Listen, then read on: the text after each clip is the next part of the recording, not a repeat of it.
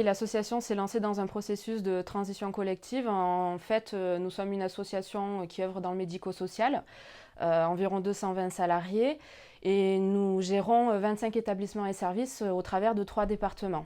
La diversité des métiers et la diversité des activités de notre association font qu'à un moment donné, nous nous sommes retrouvés en difficulté d'ordre financier et d'ordre organisationnel. Ce qui nous a occasionné des pertes de services dans un premier temps. Et donc, nous nous sommes mis à chercher des solutions pour les salariés qui étaient impactés et de manière plus générale pour l'association.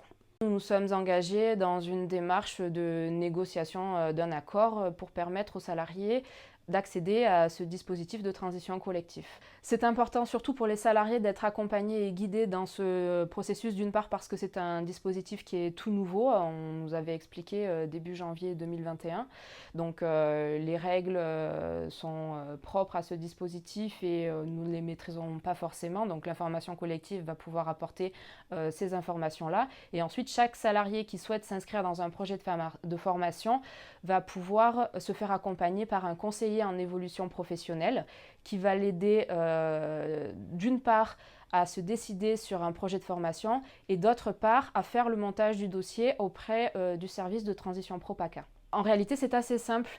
Tout se fait sur une plateforme internet. Le conseiller en évolution professionnelle peut vous accompagner, peut vous guider pas à pas pour monter ce dossier. Il suffit de préciser votre projet, vos motivations.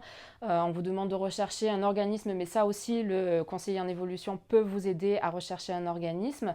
Et ensuite, toutes les démarches sont informatisées, simplifiées. En fait, en quelques semaines, tout peut être finalisé. Pour nous, représentants du personnel, c'est un dispositif qui est rassurant, qui n'est pas seulement rassurant, qui est aussi sécurisant. Au regard de la situation actuelle de notre association, où on sait que des emplois peuvent être menacés, avoir une porte de sortie, permettre de se former ou de monter en compétences, c'est un plus parce que chaque salarié va pouvoir sécuriser sa situation personnelle.